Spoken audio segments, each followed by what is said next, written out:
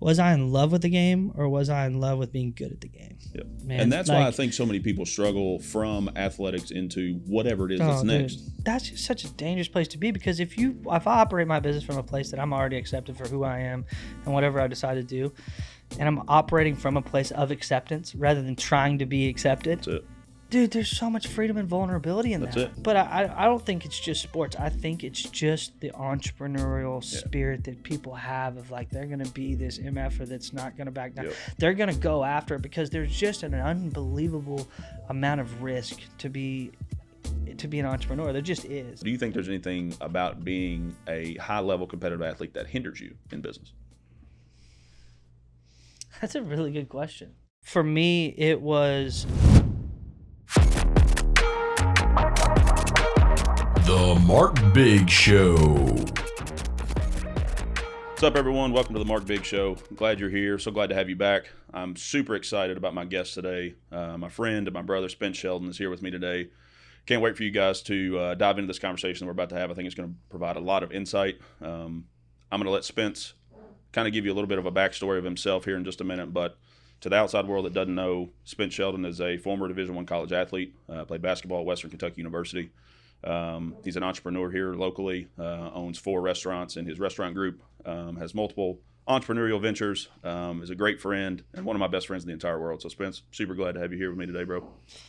Dude, I mean, it's pretty surreal to be sitting here with you, because I look up to you so much as well. And so I think today's going to be fun, but I mean, I think you covered all my bases, man. I mean, other than that, outside of the professional world, I'm just a husband and a dad now, which is crazy, and then obviously a friend to so many. So you covered it, man. I'm pumped to be here. I'm so grateful. I mean, for people that don't know, like, Mark Biggs is I've always respected and loved my entire life as a friend and as an athlete. And then behind the camera, you got Nick Lawson that you're not seeing. My main man. Two people in my world that I love and respect. So this almost feels like an intervention, because like I'm the guest, and so this is extremely intimidating for me because I've never seen these two guys in this serious of a setting. Usually we're jacking up, having a good time. We're going to get there. It's going to be a good time. It'll but lighten up. I'm staring at Nick Lawson and Mark Biggs. So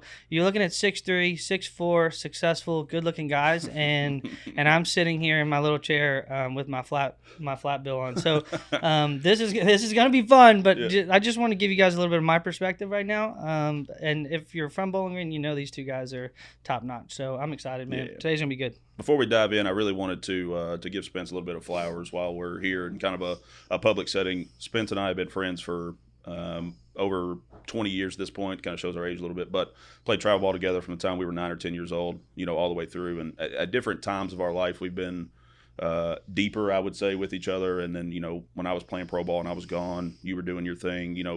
When I was home, it was always cool and always been just super close. But, over the last few years, we've gotten closer again. And really, I really commend you for who you are, the way that you live your life, the way that you run your family, run your businesses. And I truly think that while we're different in a lot of ways, the way that we think and the way that we do things are very different in some ways. But I also think that you are one of the people that gets the way that I think the most in a lot of different senses, because I think our minds also work a lot alike. Right. And so I really respect you and your insight for that. Just wanted to throw that out there before we got going. I respect you a lot. And I think a lot of our common ground that we share is due to kind of our athletic background, sure. The way that we were raised, good families, great parents, all those things. And so really commend you for that. And I think there's a lot of people, like, decisions that I make or have made may not make sense to a lot, but I think if you and I sat down and chopped some of those things up, you'd be like, oh, that makes total sense, because I think our minds work a lot alike in many ways.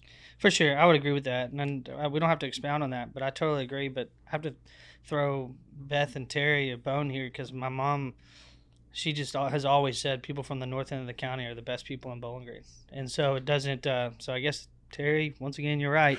She just always said that, like, she gets along, too, or she's always she said this is the best people in Bowling Green. And obviously you're from the north end of the county, and our parents kind of grew up together too. So anyways, I just wanted to commend you for that before we got too far. Oh man, it's feelings are mutual. Where I went with my first episode is kind of a dive back from the time that I was 18, because that's really when, because like I think one of the things that you'll be able to provide value to the people that listen or watch this is that just we have always lived a different path than what people would say is common. And so I kind of took everyone through from the time that I was 18 to now, like a 30,000 foot view from my professional career, you know, getting released from the team, working at another firm, going out starting my own thing, and you know, you and your family have played an integral role in that decision. We were together when I truly actually made the final decision to do it. You know, during COVID, we were talking and going through all those things.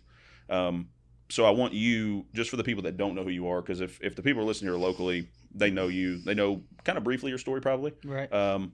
Just start for me, if you would, like in high school, because I know your high school basketball career was not just your typical, I go to one school for 4 years and that type of thing. So I'd love to hear just a 30,000 foot view from the time you're in high school playing ball to, you know, through your college career and kind of where you are now. Wow. Yeah, extremely loaded question, so I'll try to keep this brief. Yep. But I think from the get-go, we were all in the athletic space. I think that was where my parents felt the most comfortable parenting, rightfully so, when you have a competitive dad. And so anyways, we were always in sports. That was the common theme in our family. And so... yeah, I mean, I went to Central basically for the sheer fact that Coach Riley was there. I mean, that's how... Shout out the GOAT. Yeah, shout out to Tim, the GOAT. But that was essentially how prominent sports was in our home. I mean, my brother went to Bowling Green because Coach Logic was there. Seth was at Greenwood because he was our first child, and basketball was pretty prominent at the time. We loved Coach Embry, and then obviously my sister stayed homeschooled so she could get on the tennis circuit. So, I mean, everything kind of revolved around sports growing up. As it did for us too. And I think as a parent now that's got small kids, that's kind of like that's kind of our default. Let's get them in sports and let them make some friends and learn some lessons and go on. So, go ahead. I mean, and that's kind of, you know, how it all started for me, because sports has taught me so many life lessons. But yeah, I mean, I go to Central. Immediately put it inside of an environment that I was not used to. Like, if you're from Bowling Green, you kind of understand that, like, you know, Warren Central for us was a lot of the Bosnian community, a lot of the, you know, just folks that really didn't grow up like me. I was on the other side of town, y'all. Like, I wasn't raised in these communities, but for me, my parents didn't give a crap, and neither did I. It was more about the sport, and my kid was going to adapt and learn to appreciate all walks of life and all environments. And so it was never even about that. But for us, it was, I was about to walk into a scenario that immediately was start to change my life, and the life lessons that I learned being at Warren Central High School when everyone didn't look like me, act like me. Immediately, I was starting to shape who I was as a person. I think it's going to be one of the common themes as we go throughout this episode. Some of the questions that I'm going to ask, I think it'll point back to that a lot. Yeah, I mean, and it was immediately the common theme. It didn't matter what they looked like, what they acted like, what they believed in. I was there to get an education, number one, but also to play basketball. And you were going to be willing to do whatever it took to win basketball games or to even get your playing time on that court. Correct. Those were probably, you know, because we're the same grade, same class, so those were probably the best basketball players in our area were on that team. And I wouldn't trade it for the world, man. I wouldn't trade my time at Warren Central for anything. Like, I'm a Dragon for life. I didn't finish out at Warren Central, and I'll talk about that. But for me, it was the most amazing thing, because I immediately at 16 years old walked into an environment coming from a private Christian school to what Bowling Green may or not think at the time as one of our lower class high schools. Mm-hmm. And for me, I immediately started to become this chameleon, right? To where I could appeal to your private Christian school mommy and daddies, but I could also go over here and feel a part of this world. And immediately I started learning lessons at 16, 17 years old that I'm still taking with me at 31 in business today. Absolutely. So I wouldn't trade my time at Central. Obviously, you know, I kind of sold my soul to the game of basketball. I played baseball as well. I think if my dad was in the room, he would tell you that I was much better at baseball at one point than I was basketball. But that was the reason why I chose basketball, right? Sure. I was just a prideful kid, and Dad knew a lot about baseball, and I wanted to a common theme in my life too is I kind of wanted to pay my own way, and basketball felt like a groove for me that I could go that was just a little different than my dad, and which you'll see in my story is so common throughout this whole thing. But I shattered my ankle my junior year. Shout out to Josh and Skaggs, two of my best friends. But it was in season, it was halfway through my junior year, going into my senior season. Shattered my ankle. A lot of the colleges that were attempting to recruit me at the time or had already recruited me or offered me, you can retract offers. They weren't that blunt about it, but they definitely looked at me and just like, we're recruiting over you. I understand that. So when you were at Central, you'd already got some recruiting offers and that type of thing. At that point I was going to Western, okay. But I think I was definitely under the stipulation of if George goes, Spence goes. If George and Jordan go, then Spence. I kind of knew. I was very self-aware. I was not the caliber player that they were, but at the same time, we were kind of shipped around as a package deal as far as we were on the same AAU teams a lot of the time. Now, George and Jordan went on to play, they would do Indiana Elite. They would go to some higher caliber AAU teams. But if there was a guard that backed out, I was the first scrim call. I was in the car headed down that way. So I enjoyed the ride with those guys. But no, I mean, we at the time, it was kind of set in stone, a sophomore in high school, junior in high school, that Spence was going to be a preferred walk-on at Western. So when you shattered your ankle, was that like, did that tell you in your head, like, do you feel like your college career may be in jeopardy at that point?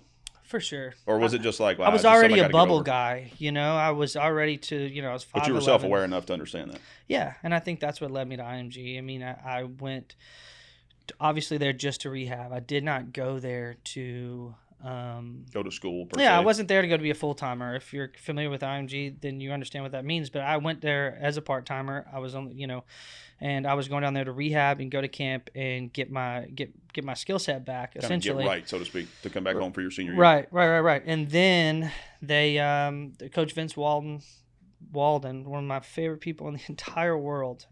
He's at Texas A&M now, assistant coach there, and I pray this gets to him. But he was one of the coaches that completely shaped my career. But he came to me one day and he said, "Man, what would it take for you to be a full-timer here and play here?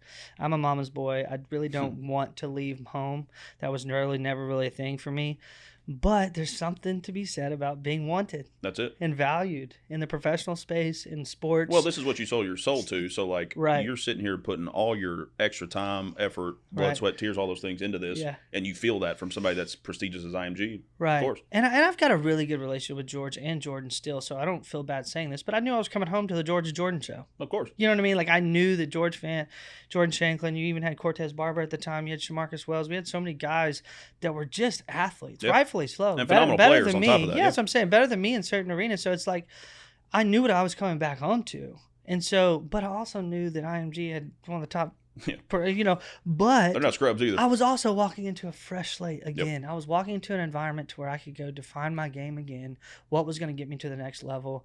Look at a brand new coach with totally different perspective on who I was as not just a basketball player, but as an individual. Yeah. You could really carve your own path there too. I appreciated the one-on-one, the grab after practice and going, "Hey man, I see something in you." Yeah. Whoa. That gives you an extra kick in the seat. Cold chills now, because like, what are we all wanting? Like, even at 31 years old, man, I just want someone to grab me and go, "Dude, I see something in you that you may not see in yourself." Yeah, or your current employer doesn't. Yep. Or something, right? And like, I've taken all those, and that's just literally a speck of my athletic career. But all those moments, I've got them written down, man, because they just shaped me. That's it. I moved away from home at 17 years old. 17 years old, away from my mom and my dad, who were everything to me. Not even graduated to go high school play a sport that, like, this little ball just bouncing on the ground, like, all because a guy showed up to me after practice one day and I was just a camper and said, "Man, I see something in you. Would you come play for me?" And I'm going, "I'd run through a brick wall for you." Immediately, your immediate response is, "Oh, do I want to run away from home? Yeah. Do I want to," all the doubt, right? All the self-doubt, yeah. all the things that we go through our head even today when we start businesses and do things. And so anyways, I ended up, long story short, I'll nip this in the bud. I went down to IMG. That's where I tell people I grew up, because I was there from 16 to 18. Yep. So 2 prominent years of development in anybody's life, I was by myself. Yep. No politics, no families, just me and my teammates and my coaches. And Going you to were work there to every day. win. You were there to win. That's what IMG is known for. You're going to go win games, right? And so down there, the best player was going to win. The hardest worker was going to win. And you just go. And, I started my whole career at IMG. We had a great, successful season, ended up getting, offers from Florida Gulf Coast and Wake Forest, my 2 biggest Division I offers. Mama's boy took over. I ended up coming back home as a walk-on. And if I had any if somebody's in that season right now, I owe it to tell you, go to a program, not a coach. I tell this, that's the only sports thing I can really give people at this point. You know, go to a coach, not a program. Sorry, go to a coach that wants you, that loves you, that can't wait to have you, rather than your dream is to go to Western Kentucky because that was mine. Uniform. Right, and put on that uniform because that's what I did, and it came back. I think that's valuable advice. Real quick to double click on that for people in all areas, but especially sports. You know, especially if you're fortunate enough to get recruited or scouted by, you know, a next level beyond high school. Right. I think you're exactly right. You want to go to someone that sees something in you, that's going to pour something into you to make you the best person that you are, aside from, man, it's always been my dream to, like in my scenario, I could have gotten, you know, it was the right decision for me to sign professionally out of high school. That made sense for me. But for some people, that decision, they may get drafted out of high school, but the right decision for that person could be to go to school to a coach that's going to pour into them. So that's great advice. Well, I've always said too, and I think this is such good advice for people, because what do we hear, right? Don't play for the name on the back of the jersey, play for the name on the front. Yep. I agree with that. But I think take it a step further. I think both names are irrelevant if the leader, if the coach isn't. Yep. If it ain't the coach, man, you know who you're actually playing for? He's spitting tobacco over there on the bench. You know, it's that guy, right? So I understand the whole stigma around play for the team, not for yourself. I get it. Yeah. But let me just tell you I don't right necessarily now, fall in line with that either. Well, I'm just saying, let me just tell you, like, you ain't going to have the team that you want. You're not going to have the camaraderie and the culture that you want if that guy over there isn't doing his part. And, well, I mean, to your point, like in professional baseball, speaking to that, you know, segment specifically, if you and I are teammates and we're both pitchers, we're that too. You know what I mean? Like, we're competing against each other. So, like, man, I want you to do well because I like you and I respect you. But, like, if you do better than I do, you're going to the next level and getting promoted, and I'm not. And that's just how I feed my family. So, especially when you get into college and professional athletics, like, it's just a whole different, I never got to that point. I never got to the perspective where it was treated more as a business than a sport, right? Like, my career as a basketball player at Western was more I knew probably from the get-go I wouldn't go in the NBA. You know, it was just, you love the game, how far you wanted to take this thing before you have to figure out life. Right. And so, but no, from your perspective, are you kidding me? You know, having a brother-in-law in the league right now, it's all a business, and you got to go get yours. Unfortunately. You do. Yeah. And the thing is that I think, you know, going back to our minds kind of working a lot alike, I think you would understand, because even in pro ball, professional baseball, they try to speak into you like, let's worry about the team. Let's do these things for the team. And, like, I'm all about the team, don't get me wrong, because running business today is all about team, right? Right. I'm all about it. But when it comes to that specific setting, and that's why I think you have to be self-aware, because when we're in that specific setting, our team literally in the minor leagues could go 0 and 140. We lose all 140 games. Right. But if our organization developed 5 big leaguers off that team, that's all that matters. Right. The wins and losses in the minor leagues of baseball specifically, they don't matter. Yeah. So, like, you got to be able to understand and be self-aware when, you know, I need to be a team player always in a certain sense, but, like, sometimes you got to go get yours, you know? Yeah, I mean, I think there's an argument to both sides. Because, I mean, if you're a piece of shit teammate, then it don't matter how many, you know, they just don't want you in the locker room. That's it. So it's like there's definitely, it ebbs and flows, but I love what you're saying because it's so like business, man. Yep. I mean, there's so many times where I've caught myself in a pickle being so for the other guy. Yeah. And thinking about the team rather than my little family or me, that it's set me back personally. I'll get you in trouble quick. The business may, and quite frankly, man, what you're doing is you're not betting on yourself anymore. What you're doing is you're betting on that individual that didn't see the all-nighters, that didn't see the 5-6 years of the sacrifices that you made. So the idea that you're about to, even if it's one minute decision that you're about to throw in the hands of, you know, Joe Blow, it's like, I've regretted a lot of those. Yep. You know, I've always if there's something I need to work on more in business setting, especially financially when it comes to how we spend inside our company, is I need to be a little bit more selfish. Yep. You know, and I think that's just a really good segue because sports. Maybe I was a little unselfish, you know. Maybe I passed the ball a little too much. Taking that shot a little bit. But if you play with me now, you know I don't shy away from shooting. But I ain't scared of any shot. There was a day. So, anyways, finished up there. Western. When you go through there, where you at next? Go to IMG, come back home at Western. Wouldn't trade it for the world. It was extremely tough being a walk-on at a Division I high level or mid-major. But, I mean, there's a winning tradition at Western that you can't really deny, and that was the expectation. So I came in with Coach Mack. I left with Coach Harp. Some of the hardest years of my life, but it helped me more than anything, man. It's life. It's literally busting your tail every single day. And I've said this a lot on different podcast forums, but all I was playing for was the respect of my teammates and, respect for my coaches. It really wasn't about the playing time for me. If I got it, great, but it got to the point now where life was in session for me. Was there at some point in your college career that you kind of took the realization to where, all right, at the end of my college career, my basketball career is over? And if so, like, how did that kind of like shape the last part of your career and like going into you being out of school and like, hey, you're on your own? It may not have. That's fine. Yeah. Well, that's cool. No one's really asked me that question, but it's kind of a really cool answer. I never once thought that my basketball career was ever going to be over until about 3 hours before I quit. Really? I was thinking through my head, I'm about to do this. And I say 3 hours before. It happened really spontaneously after practice one day. But sure. that walk from the locker room to coach's office it felt like 3 hours. Guaranteed. That's when I was like, I'm hanging up the shoes, man. I'm hanging up the shoes. Even though you probably knew in your head it was the right decision. Right. For sure. Still probably a tough thing to go do. It was extremely tough. I mean, dude, I had one more year to really finish out my career. I was going to be forced to have that conversation with myself after my senior year anyways. Sure, could I have went overseas? You bet. But was I in love with the game? And Coach Riley asked me this one time, and I've used this forever. Was I in love with the game, or was I in love with being good at the game? Yep. And I was like, yep. I said, you got me pegged, bro, because I just enjoyed being really good and everyone telling you that you're really good at this and that you're going to continue to play only because if they quit telling me that I'm good at something, I'm going to be really forced to shake hands with myself and figure out who I am. Yep. And I think it got to that point. I think it got to the point to where I truly didn't love the game as much anymore as I enjoyed being good at the game or putting on that Western Kentucky jersey. That's what people ask me all the time, like, do you miss pro baseball? And the answer to missing a lot of those things is no.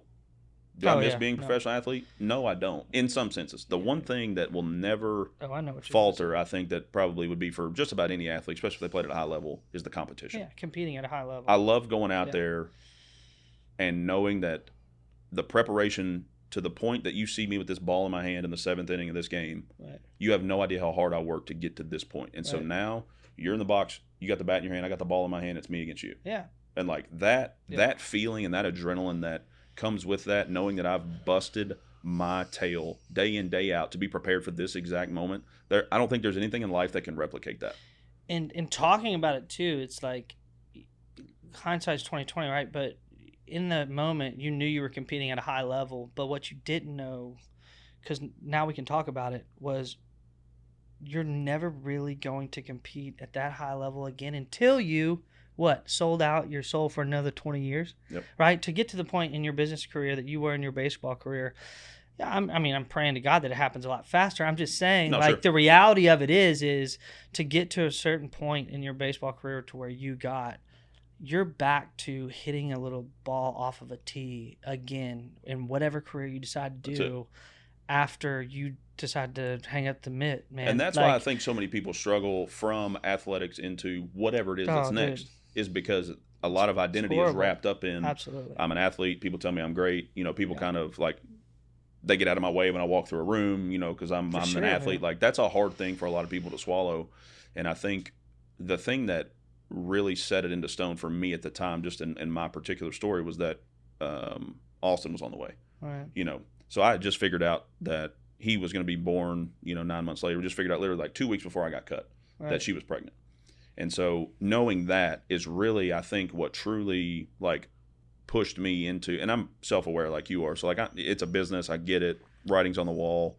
I didn't really expect it at that time, just by the way that I'd played and performed and all that stuff. But when it happened, it was a lot easier for me to transition into, all right, well, now we got to figure it out. Right. Because I'm knowing now at this point, it's not about me anymore. Right. You got a family to provide for, all those things. So tell me, going into after basketball's over, what was next? What's it look like from basketball's over to where you are now? Yeah. I know there's a lot to unpack there too. No. I'm good. I'm good with it. I can spark note this pretty good now. I immediately, basketball's over. I had one more year of college to finish. Up to that point in my life, raised in a unbelievable Christian home, had sports holding me accountable when I left the private school system. I cared more about the game of basketball than I did about the party or the girls at that point in my life. But then all that was over. So you lose all the accountability, waking up and getting to class on time and running if you're late and all that running stuff. if you're late and and you have a team holding you accountable. And then the early part of my years, I grew up in a home that was pretty regimented and made sure that we were doing the right thing most of the time. And so yeah, we had our fun, but at the end of the day, like I've always had that accountability, but this for the first time felt pretty real to me that Spence could go do whatever he wanted with no repercussion in a sense. Yeah, excuse me. And that's just that's still not a good place for Spence. Even at 31, man, I need that accountability. I need that structure. And so my last year at college was an absolute disaster. Just a lot of partying, a lot of trying to make up for lost time. For sure. That you felt like because you had poured your soul Right. and your work and your effort into this thing that didn't work out, right? Right, and I was such a good talker. I think that people thought the same thing. So even my parents would probably tell you that, oh, he's just getting it out. He's never had to do this. Right. So I didn't Just have getting it that out of the accountability. system. Yeah, they weren't proud of it. They didn't want it to happen. They never condoned it, but they're they self-aware too. Right, They know. right. But they were definitely in a place to where it's like, okay, well, we all saw this happening. So, anyways, that prolonged for about 2 or 3 years of my life, hiding it from a girlfriend at the time, hiding my drug and alcohol use from a lot of people. Because back to you said, man, like basketball was my identity, and now it's over, and the crowd quits yelling, and the noise stops. There's a Luke Combs song about that, by the way. That's a great song. I'll think of the name in a minute. But. Well, it's like you had to figure out who you were, and if you had no trajectory at that point, then you were on your own again at 23, 24 years old. And so just trying to figure it out. So I moved to Nashville, chasing that high again. Music was going to give me the same high as running out of a tunnel did. For sure. Go figure, right? Just chasing these highs. To be honest with you, I love concerts now. I've only been going to concerts the last 4 or 5 years. Like I've seen Luke Combs a bunch. Right. Watching him walk out and the people chant his name, I see where people get addicted to that too. 100%. So like that's a fair assessment. Yeah, I mean, and I think that's what I was doing. I was just chasing the highs. I was chasing being good at something rather than being a good individual, I think. For sure. And so I go so I moved to Nashville, try to do the music thing. Yeah. That's where I started working in restaurants. It's kind of what you do in Nashville. You go, you be a server, and you write songs, right? Yep. And so I was just the stereotypical guy that moves to Nashville wanting to be a country music star. And so I moved to Nashville, started writing songs, and worked at Pinewood Social. Let me just throw this out here real quick. That's one of the key differences between he and I, because if I would have moved to Nashville to try to write songs, I don't even know what I would have done. So like being able to just think in your mind that you can write a song is one of the things that I respect so much, because my mind does not work like that at all. So well, kudos to you. That's like the entrepreneur spirit. Yeah. Though. Like we think we can do anything. Bingo. And then we just got to figure out kind of what it is. That is truly one of my biggest flaws, I think, that athletics has spurred in me, is that I think I can do anything, which is also a positive in one sense, but like it can also lead you down like just wasted time, effort, energy, money, all the things, because you just don't back down from anything. Yeah, and I think that's why it's so important just to enjoy the journey, man. Bingo. Who cares?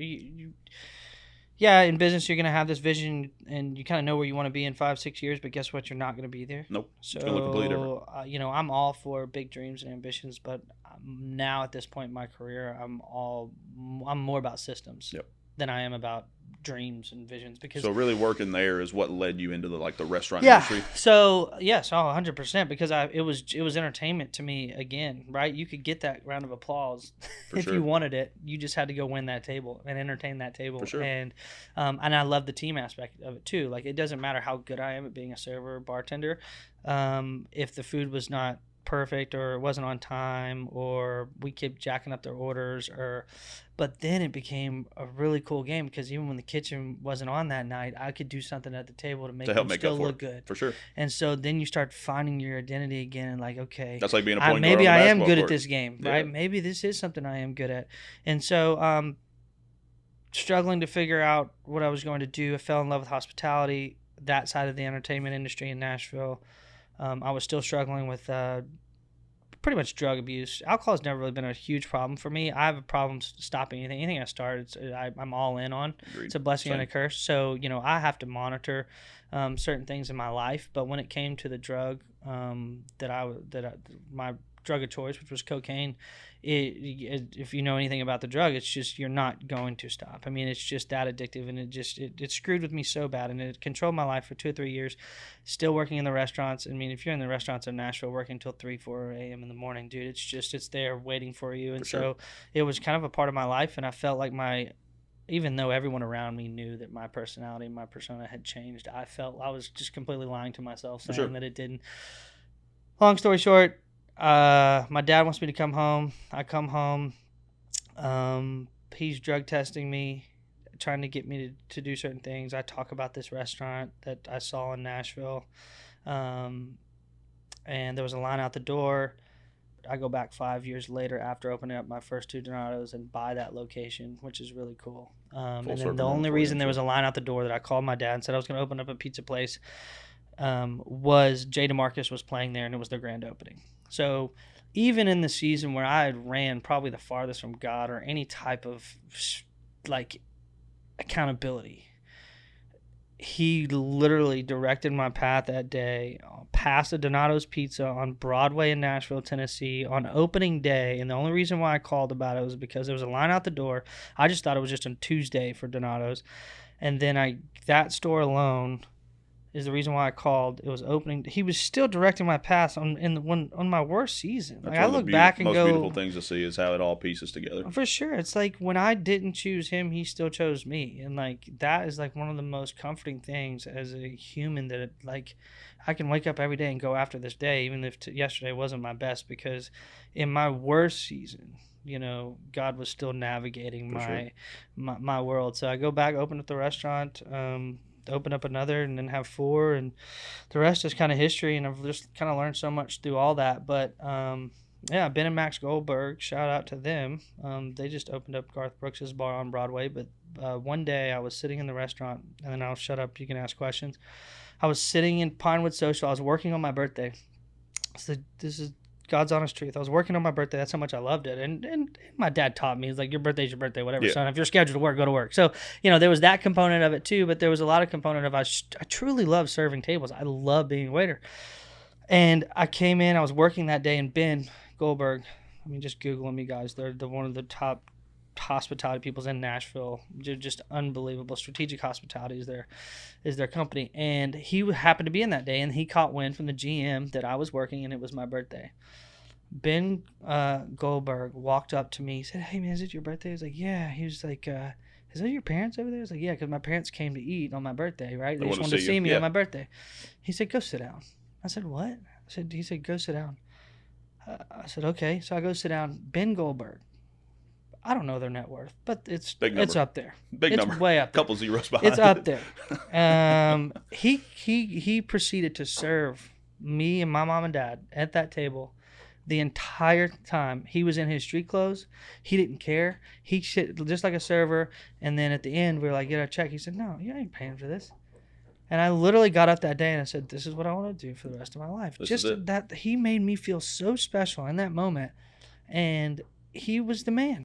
I think that's one of the things that keeps you going now, because like for me, being an accountant and a financial advisor is probably, no offense to attorneys, but probably the most boring thing from a conceptual level that you could ever do is just look at numbers all day, right?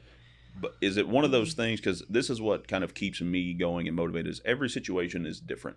Every person that walks through my door, they may have had a spouse that just died. They don't know what to do with their money. Right. They may have had the best year of their life, and now they don't want to pay Uncle Sam. So like every situation is different. Mm-hmm. It's a challenge, and I have the opportunity to earn their trust and make their experience the best that it can be. Right. Is that one of those things that keeps you going from a hospitality standpoint? Like you mentioned, this guy made you just feel like you were the only thing that mattered in that restaurant?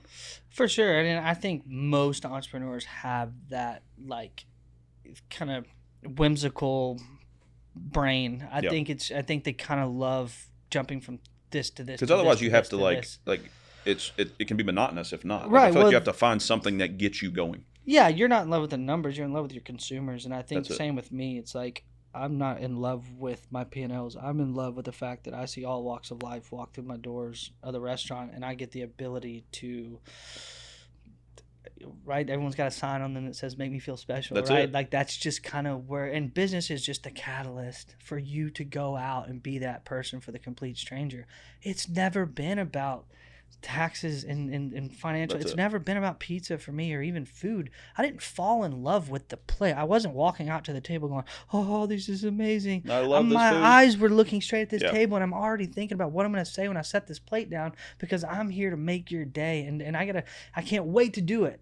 It's never been about the numbers. It's never been about food for me, and I think all people feel that. entrepreneurs, yeah, The it's- true ones, right, the true entrepreneurs that end up having whatever level of success that they have, I think, is because of just that. right, When people come in our doors here specifically, I hope that they feel like they're seen, they're heard, and that they matter. Amen, Their man. situation matters, and I think that in our local community, people that have darkened our doors, they feel that. And so I think that's one of the beautiful things that you've done in your organization, because you're taking a franchise that already has certain things established and in place and all that, and you specifically and your crew and your organization make it as though it's a mom and pop place. for sure. And I truly think that that's one of the reasons that you've been able to have part of the success that you've had, is because you've figured out a way from a high level standpoint. When people come in, they're not coming to Donato's, they're coming to Spence's restaurant. They're Right. coming to Sheldon Restaurant Group's place. You know what I Right. mean? Like, it's that hometown like feel. And so one of the questions that I had that I truly want to hear your thoughts on, going back to your athletic days, I truly think that a lot of people don't play sports at all. A lot of people don't play sports at a high level, past high school, for example. What do you think, having been able to accomplish that, how do you think, like, what's the biggest lesson you think you've taken from that, and how does that, like, make you better in your business, would you think?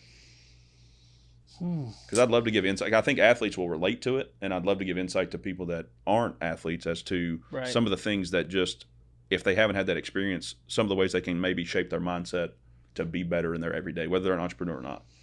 I'm gonna try not to steal. I don't know, man. When other people say things, if the bullet works in my gun, I'm gonna shoot it. Yep. I think Greg Farrell says that sometimes too. But Jesse Itzler, they asked him one time, like, the one word, like, if you would just describe entrepreneurship or just business in general, like, if there's just one adjective to kind of describe, like, who, or, you know, even to describe the individual, what do they need, right? And he said grit. And I love that. for me, dude, like, that's what sports taught me more than anything I love that. in my professional career, was you just got to be gritty. 100%. Like, there's just this grit and this grind of playing sports at a high level, to where these coaches, they're there to win. Mhm. Like, they care about you to a certain degree, To a certain extent. but their job solely To win depends basketball on games, win whether baseball they're games, winning whatever. basketball games, and then it's your job to fit into the equation. Correct. And you did whatever it took. There was no, like, okay, here's how you get playing time for Coach Harper. There was no, like, book for Spence. There was no book for any of us going to play at any high level or any level. Really, One thing I'll interject. you that I had to think, go figure it out. period, with your skill set. Yeah, Because the one Yeah, thing yeah, that you can echo, I'm sure, when I stepped on a professional baseball field, I was no longer the best player on that field. When you stepped on the court, you were probably no longer the best player on that court. No, There were guys that were bigger, stronger, faster, more sure. just God-given athletic ability, Absolutely. God-given baseball or basketball ability. Right. So, therefore, you got to figure it out. right, And I truly think that's a great answer, because I think that's one of the things that translates, because for me specifically as a pitcher, there's going to be days my arm hurts. for sure. Like, I threw the last 2 nights in a row, they need me up in the 7th to go get their best hitter out. And I Right. still got to mentally prepare You'll and figure go out it there out. and physically perform.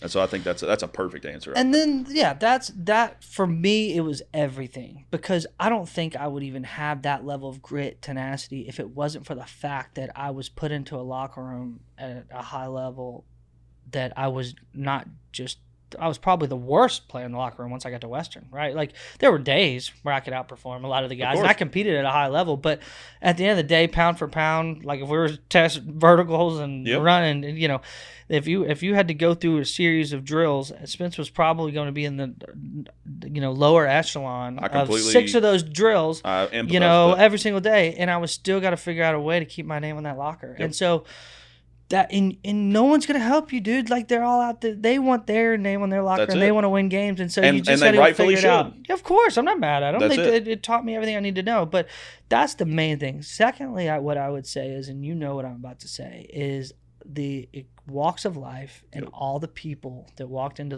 those locker rooms and all the different teams that I played on, and I'm talking every bit of probably 100 different teams through my 24 years. I mean, I was playing with 4 different, 2 different AAU teams. I was playing city, county here in Bowling Green. I was playing at the Christian Academy, and then that's just basketball alone. Then you go into baseball. I mean, 100 different teams, 100 different coaches, 100 different players, and then you got to go figure out how to go win games with that crew. That's business, dude. Like especially in the restaurant world. And those dudes become your brothers. So like in the business world, those people become your brothers and your sisters. You know what I mean? Man. Like, and that's why people always talk about the restaurant world and the turnover, and it's a monstrosity. Let's not act like it isn't. Sure. That means it's over like 300% in my game. So like think about that. That means 3 times a year. My whole staff leaves, and I got a brand new one. 3 times a year. That's crazy. The numbers are astronomical, but everyone starts freaking out. I genuinely don't. I just go, give me someone else. Let's see what we got. Because I was just so used to it. 100%. It was just a part of me because I was jumping from team to team and I was trying to figure out where I worked and how was I going to communicate to this 2-guard or how was I going to communicate to this center. I know he doesn't want me to yell at him. He wants me to yell at him. He doesn't want me to say nothing to him at all. He's not going to respond if I don't throw the ball at him. Right. He's got to learn on his own. I can't say a dang word to him. Correct. He needs to hear it from me and he'll be better for it.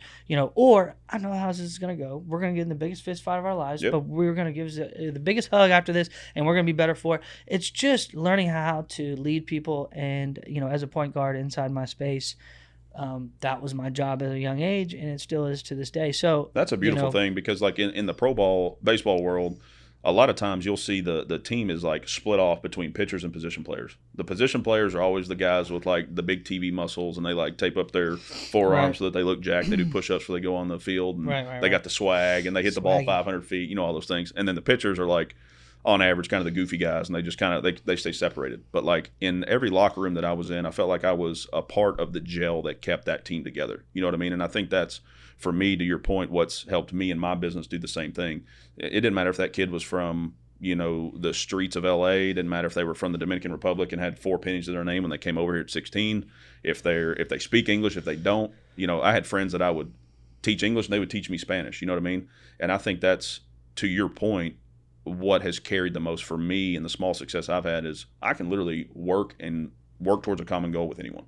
You know what I mean? And I think that's a hard thing, man. That's the stuff you can't teach, right? And I've learned that a lot from you is the reason why you were the glue guy in your locker room is because, yes, deep down, you wanted to perform well and you were going to be really good at your sport or your position. That was a given with Mark Biggs. And you've been that your entire life as far as I'm concerned. You've been the best at your position. But deep down, if you got Mark in a room and you were talking to Mark, you also understood that he had a heart for you too. Like he wanted you to win too. I think people feel those are the glue guys. Those are the guys that keeps the locker room together. That Mark isn't just about himself, even though he is about himself. That's why you want him on your team because he's a dog. He's going to do whatever he needs to do as an individual to go win this baseball game. We all knew that about you. But at the same time, simultaneously, I also knew Mark wanted all of us to win too. For sure. So I was going to listen to him. I was going to listen to him if he told me how to do this or what I could be doing differently because it wasn't to make him look better.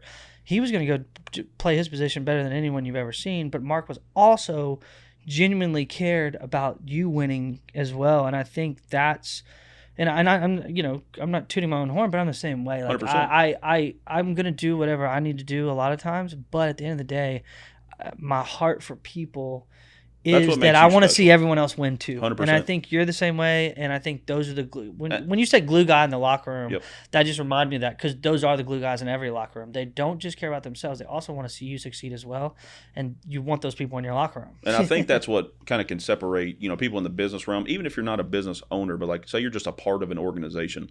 If people feel that genuine, like you care about them and their success as well as yours, and you're not trying to have your success at their expense, I think they feel that, and that's what can truly like elevate organizations. Dude, I heard this the other day and it's so good, and it was basically just if you're operating in a place of acceptance or wanting to be accepted, or if you're operating from a space that you already are. Like, I think that's the place to be. Like, I'm already accepted. My faith tells me that I'm accepted, I'm loved, I'm valued.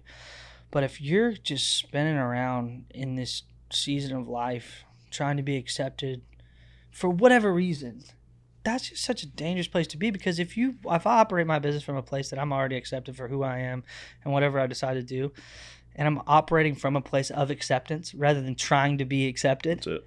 dude, there's so much freedom and vulnerability in that. That's it. There's so much, like, I can go into work and just be undeniably Well, myself, that's what knowing that I'm my saying. God already chose me before I walked in, no matter how much money I made, how many people I did.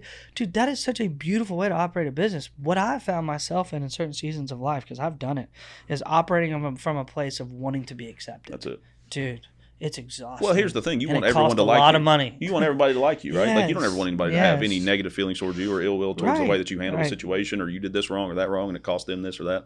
So, But imagine walking into work and just operating from a place of I'm already accepted That's for it. who I am. That's it. Like, oh, And that's why I okay. think it allows the Now I people. can make better decisions. Agreed. And I think it allows the people around you that you're working with day in and day out to have their freedom to be who they are 100%. and be their best self for your organization. Absolutely. I know we hit on this a minute ago briefly, and I think this is probably my answer to this question, but do you think there's anything about being a high-level competitive athlete that hinders you in business?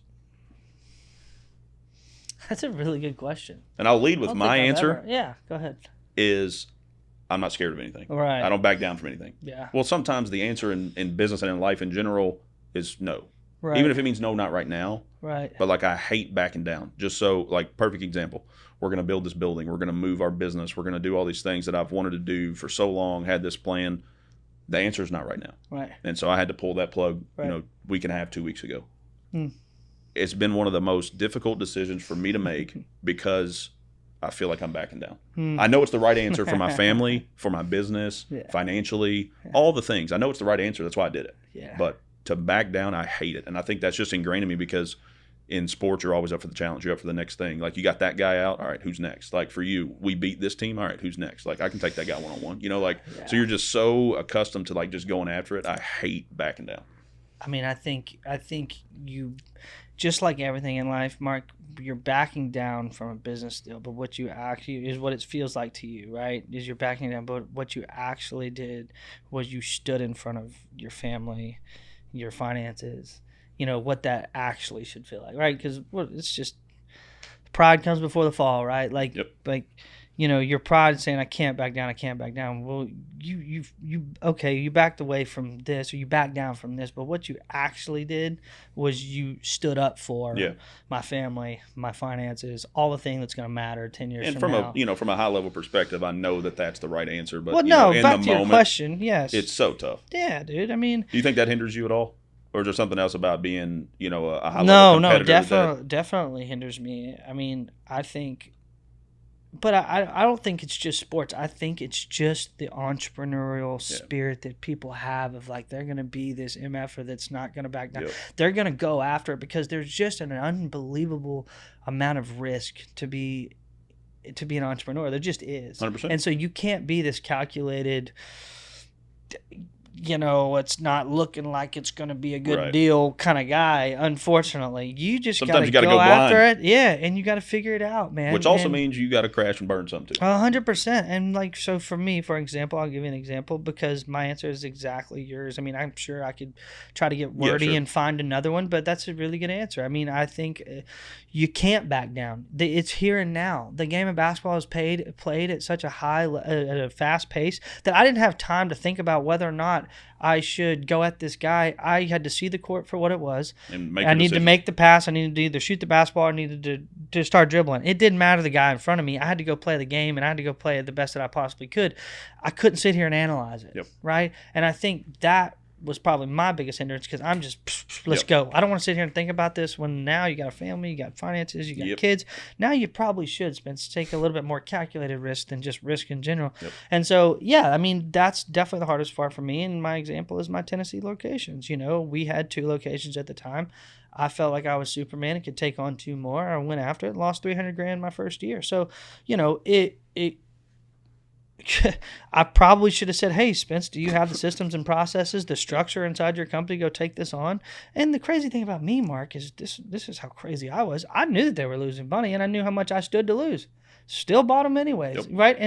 Which is also, to a point, one of the things that I respect the most about you is because, once again, you are not afraid of anything. Yeah, no, I'm going to go not. after it because I genuinely think I could do it. And we Yep. did do it. It just took a lot longer than I wanted to That's or it. needed it to for my sure. little, my little company and my little family. So, yes, I'm not scared of anything, but having gone through that, I'm a much better business person. Guaranteed. Taking that jump, having you gone through buying the land, paying for the architect, getting all your drawings and plans, there's something so beautiful.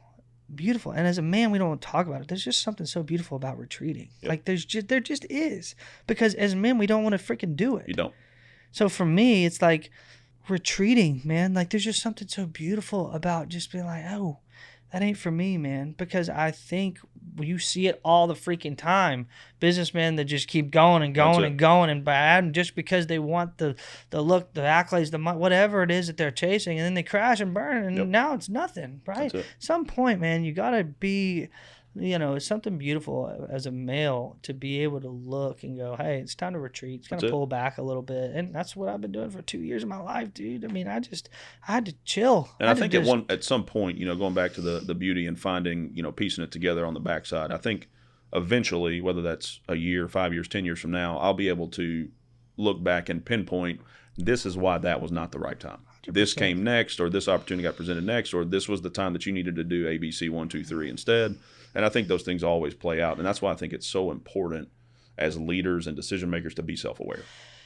Self-aware, but also like there's something so beautiful in the risk and making the jump, saying that I can do this, because what I learned and what you probably learned, I would have never learned if I was sitting back in my cubicle going, we're not going to make this decision unless it's the most perfect, and never giving yourself this window of failure.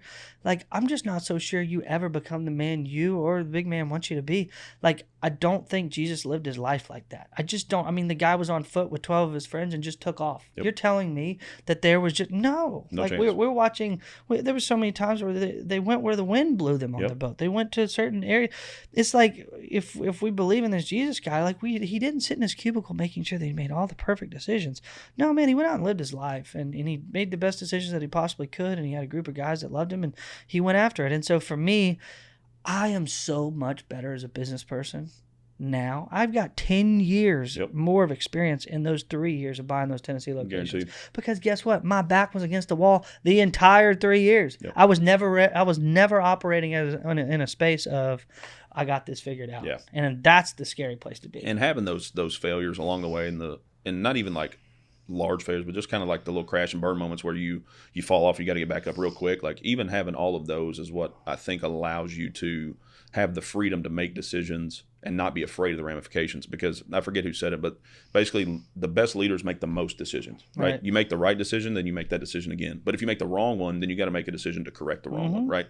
And so you got to be able to operate, not take judgment on yourself for the mistakes that you make, because you're inevitably going to make them if you're making decisions. Right. But going back to the sports like connection, baseball specifically for me, you're going to fail. And if you can't deal with failure, you can't play. Yeah. So like, I think that's one of the things that allows me specifically to make those decisions, because to be frank with you, I don't care what other people think.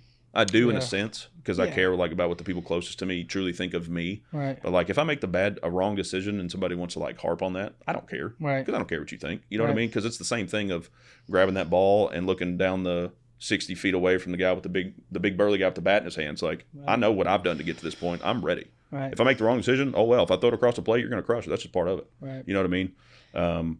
What would you say is your favorite part of being an entrepreneur and owning your business? Favorite part?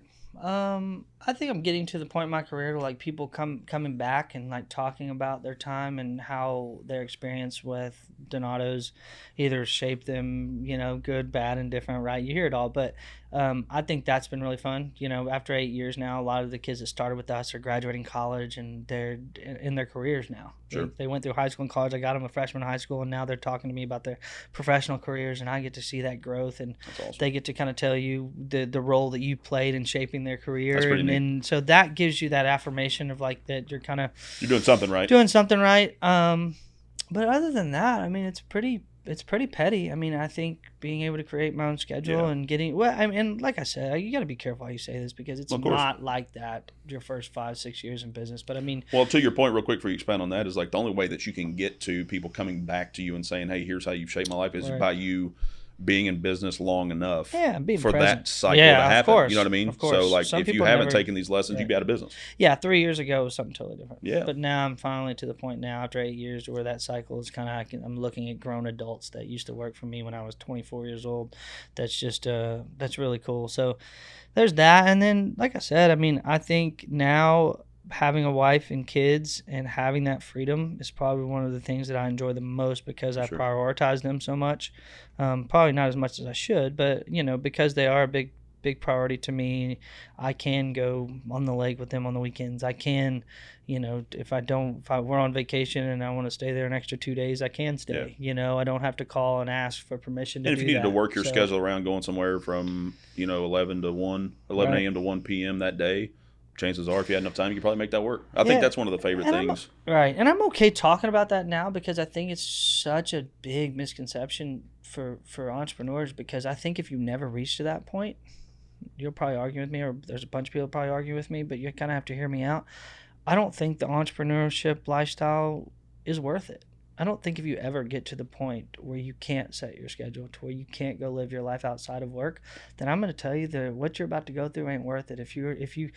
Now, some people do it. Some people would do this a multitude of ways. They'll bust their tail for 15 years and they'll sell out and they'll finally get that moment. But I still think that like while you're owning and operating your business, if you're not allowing yourself, if you haven't structured it in a way to where it's operating on its own, and then beyond that, this one what threw me for a loop. Well, this guy the other day was asking me questions. He was like, "Is your company okay? It may work without you, but is it growing without you?" And I'm like, "Oh, smokes." That's a different level. I don't know if my company's going to grow without me. Okay, well, then that's the level you need to get at. And I'm going, holy smokes, how do you start putting systems and processes not for just your company to, operate without you? How's it going to grow without you? Yeah. And I'm like, that's crazy. That's a level of like sustainability and systems and processes that I don't even know how to even start. Completely frank with you, I don't know. That's probably another weakness of mine as a leader is the systems and processes that I'm working on too, is to make those types of things repeatable so that it can grow without me here. Because I agree with you. If you don't have some type of flexibility, and I think the 8 to 5, 9 to 5 like lifestyle is glorified in the public eye, but I think it's even if I'm working on a certain day or certain week until 7 or 8 at night, that doesn't necessarily mean it's a bad thing because maybe I still got to go to my kids' ball games. I went to their school lunches that they needed me at.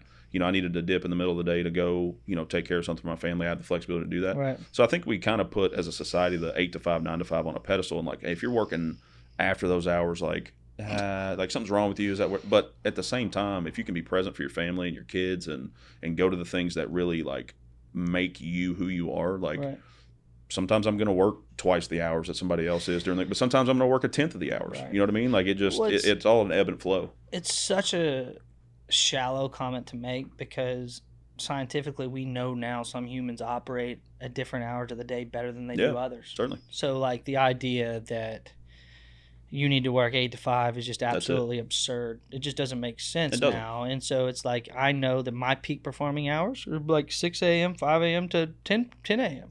So those are when I operate at the highest level that I possibly can. A lot of times my meetings are within those hours. So you front load your day with that? 100%. Because I know once you get me to like 3 or 4, I'm done, man. Checked out. I'm blasted. It's like it's just I'm not operating at my best self. Some people, dude, my dad, he operates the best at like 10 p.m. to like 3 a.m. I'm getting emails from my dad. Yep. I'm getting the credit. Now, sometimes... Sadly, it's just a scientific frankly, I'm fact. the same way. Yeah, it's just a fact. Yeah. Some people, you have your peak operating hours. It's your job to figure out what those are when you're operating at your highest level, and then clock out. Yep. I mean, dude, you're looking at guys like Rob Dyrdek that don't answer their phone past 2. Yep. Dude puts his phone down. And the beautiful thing about entrepreneurship when you get to these levels, because and we can talk about it at a different time, but like getting to this level is a whole different conversation, because it takes blood, sweat, tears, just like being a high level performing athlete does too. Right. But like I completely agree with the point that you made, that if you can't get to the point where you enjoy some of the flexibilities that can come from owning your own thing, whatever that thing is, it's not worth it. No, it's not. Because it's almost just like being an athlete trying to get to that next level. Like, you're pouring all of your free time, your effort, your thoughts, your stress, like all those things into that. Traded a paycheck for taxes at That's that it. point, dude. I mean, you're 100%. literally like, you may be working for someone else, which is fine, and making good money. But I'm telling you, if you're still grinding 5, 6, well, I shouldn't say 5, 6, everyone teaches his own, right? I'm not going to put a timeline on it, but if you're 9, 10 years into this thing as an entrepreneur and you still haven't figured out how to put systems and processes in a place to where you can enjoy time with your wife and kids or do things that you love, I don't know what you're doing. You got issues, baby. Yeah. Like, we need to talk, and I can only talk about it is because I had the hardest time with this. Me too. And still do, like, micromanaging, trying to, only until I started surrounding myself with people way better than me at certain things did I really start getting enlightened on how to put systems and processes in place, and how to really,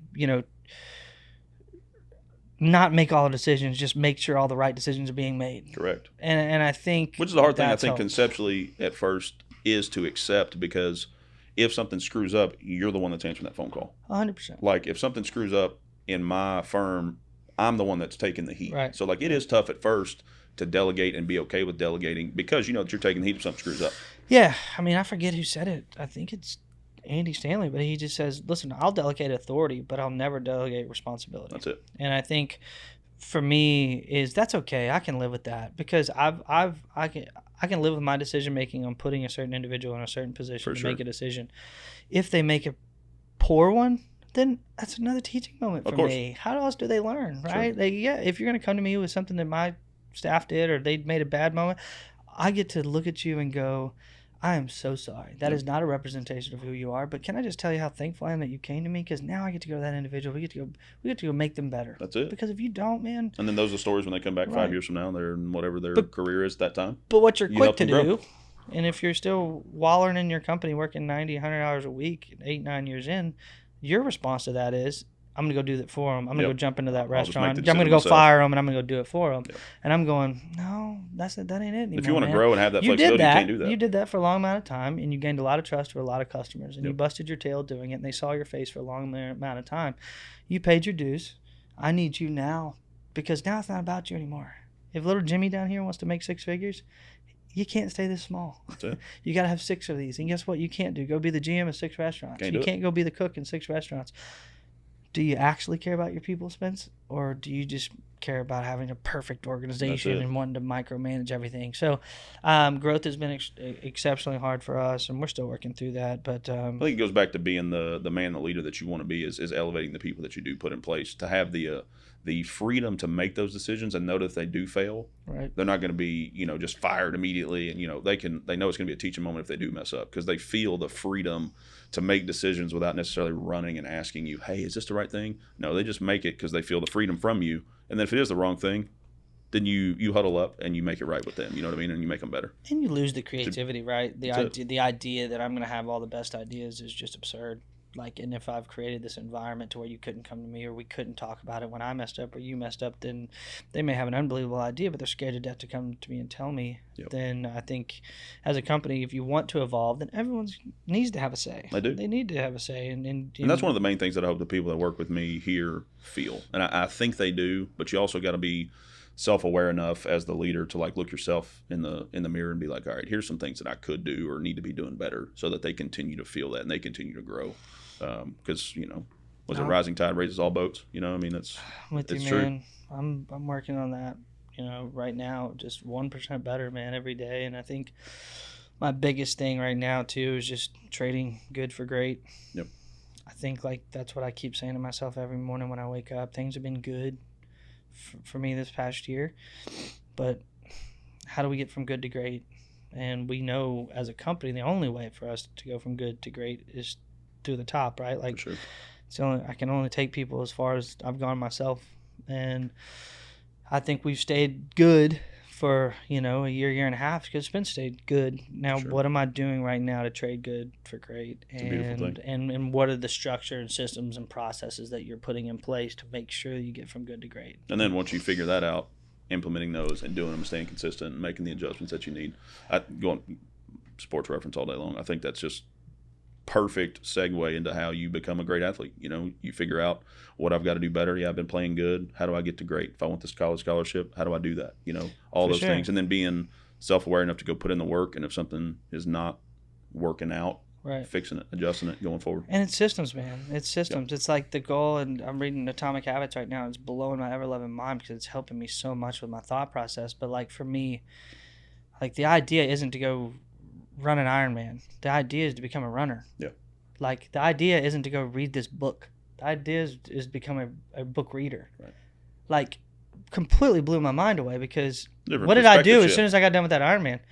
I didn't work out I'm still on a freaking hiatus. Right. It's been 3 months. I mean, I do some stuff here and there to make sure I feel good It's about not back myself. in But your like, regiment. that was a goal. You reached your goal. Good for you, bud. But what were the systems and processes Yeah. you put to attain that goal? Because now your goal it's history. Right. You hit the goal. Now what? Now what? Right. Right? It's like the goal should have never been Spence to go run this Ironman or to do the Ironman. It should have been go be the fittest you've ever been. And it's just what did you do during the process to sustain that fitness level, right? The goal wasn't for me to go work out every morning. The goal is to be an athlete. Right. It's like it's a complete perspective shift. shift. Totally different perspective shift. No, I'm not. I didn't read that book. I'm a book reader. Correct. I read books all the time.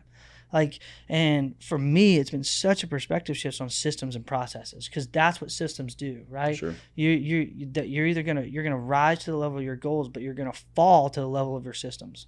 And if you don't have systems and processes put in, the non-negotiables inside your company that are going to get done every single day, man, you may have this goal and everyone may be charging for it and you're going to hit it. Great. Then what? Now what? Yeah. The next week comes. If you don't have systems and Customer's still walking processes, in that door the man, you're next day. screwed. That's it. You're screwed. And so, anyways, that's where we are. I'm continuing now to figure out the best systems and processes to put in place. I spend more time in my office than I ever care to. That's why I'm making decisions now, money moves to get us financially in a place to where I can get back out of the office and not be so office heavy to where we can talk about the future again and be laser focused on the next restaurant, next concept, things like that. So I love it. We've covered a ton of ground. Is there any final thoughts you have before we wrap this thing up? Dude, thank you so much. I didn't know kind of what trajectory this was going to go, but I meant what I said at the top, and I will forever, I look up to you in so many ways. It's not just, I joked around at the beginning with Nick and you talking about how intimidating this was, but it is a little bit because I look up to both of you, Nick that you don't see, Mark that you do see, and you're constantly looking at your boys and you're watching them and their careers evolved and you're super proud of them, but obviously there's still a competitive nature to it. Sure. And I'm constantly taking notes.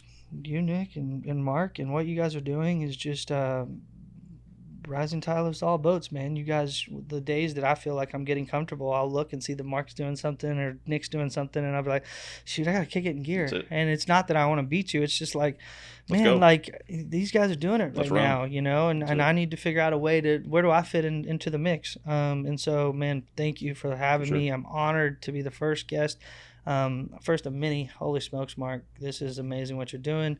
You're going to be great at this. This is, I hope to be back, but man, in the there's meantime, a lot more we can expound on. I'm sure a lot more stories to yeah, tell. but I mean, dude, in the meantime, this has been freaking awesome. Y'all do it right. Mark Biggs always does it right.